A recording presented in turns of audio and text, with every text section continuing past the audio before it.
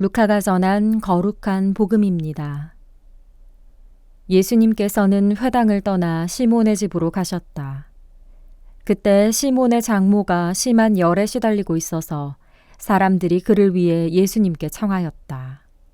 예수님께서 그 부인에게 가까이 가시어 열을 꾸짖으시니 열이 가셨다. 그러자 부인은 즉시 일어나 그들의 시중을 들었다.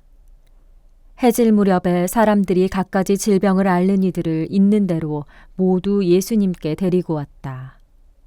예수님께서는 한 사람 한 사람에게 손을 얹으시어 그들을 고쳐주셨다. 마귀들도 많은 사람에게서 나가며 당신은 하느님의 아드님이십니다 하고 소리질렀다. 그러나 예수님께서는 꾸짖으시며 그들이 말하는 것을 용납하지 않으셨다. 당신이 그리스도임을 그들이 알고 있었기 때문이다.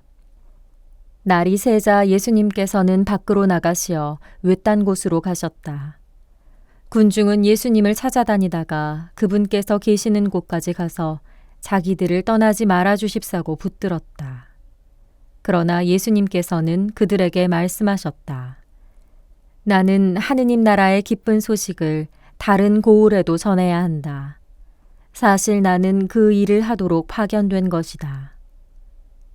그러고 나서 예수님께서는 유다의 여러 회당에서 복음을 선포하셨다.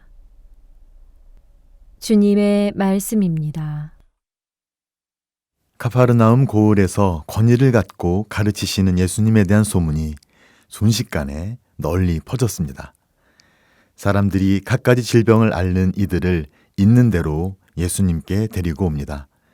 예수님은 한 사람 한 사람에게 손을 얹으시며 그들을 고쳐주십니다. 도대체 예수님께 데려간 이들에게 무슨 일이 일어났던 것일까요? 예수님은 모든 병자를 고쳐줄 수 있는 초능력을 지닌 분이심을 말하려는 것일까요? 예수님께 가면 정말로 마술처럼 모든 병이 저절로 고쳐질 수 있다는 말일까요? 아니면 눈에 보이는 현상을 뛰어넘어 다른 차원의 일을 전해주고자 하는 것일까요? 복음서에 이어지는 내용에 그 답의 실마리가 있습니다. 예수님은 밤늦게까지 당신을 찾아온 이들을 대하느라 매우 피곤하셨을 것입니다. 또한 당신의 전도 여행의 성공으로 그곳에 충분히 머물러 계셨을 법도 합니다. 그런데 예수님은 아침 일찍 날이 새자 외딴 곳으로 가십니다. 그리고 자기들을 떠나지 말아달라는 사람들의 만류에도 불구하고 다른 고을에도 하느님 나라의 기쁜 소식을 전해야 한다고 말씀하십니다.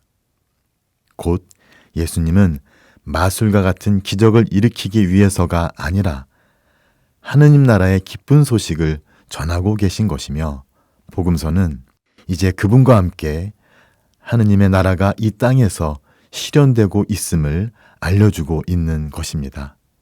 그분은 아버지께로부터 받은 사명을 수행하고 계시며 그분에게서 나오는 치유의 힘은 외딴 곳에서 아버지와 함께하는 친교에서 비롯된 것이었습니다.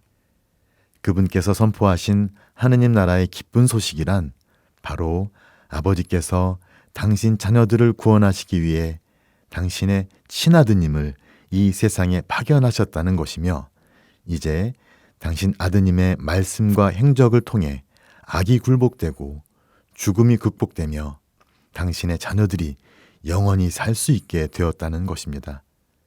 생명의 주인이신 하느님 아버지께서는 당신의 자녀들이 죽음의 굴레에 있는 것을 바라지 않고 영원한 생명을 얻기를 바라십니다.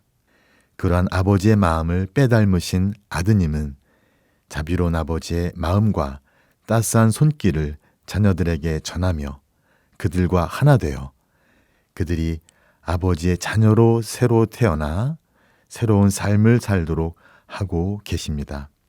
예수님께서 사람들을 고치시며 마귀를 쫓아내는 광경 앞에서 마테오 복음사가는 이사야 예언서의 예언이 성취되고 있음을 보았습니다. 이사야 예언자를 통하여 그는 우리의 병거를 떠맡고 우리의 질병을 짊어졌다 하신 말씀이 이루어지려고 그리 된 것이다. 예수님은 고통 중에 있는 이들, 특히 질병으로 고생하고 있는 이들과 하나 되고자 하셨으며 그들이 지고 있는 고통을 함께 짊어지며 그들이 인간답게 살 수 있도록 하셨던 것입니다. 오늘 우리도 갖가지 질병으로 고통받고 있습니다. 아무리 과학기술이 발달하고 의학이 진보해도 나약한 인간은 노화를 겪어야 하며 갖가지 질병으로 고통을 받을 수밖에 없습니다. 이런 우리가 희망을 갖고 삶을 의미 있게 살 수 있는 유일한 방법은 바로 자비로운 아버지 하느님, 그분의 아드님을 만나는 것이고 그분의 자비로운 품인 교회 안에 머무는 것입니다. 거기서 우리를 위해 고통받고 우리의 상처를 낫게 해주시는 주님의 현존을 만날 수 있을 것이며 무한한 위로를 받고 힘든 시련을 이겨낼 수 있을 것이고 교회 공동체 안에서 함께 걷는 형제 자매들의 기도와 응원으로 힘든 이 길을 끝까지 걸어갈 수 있을 것입니다.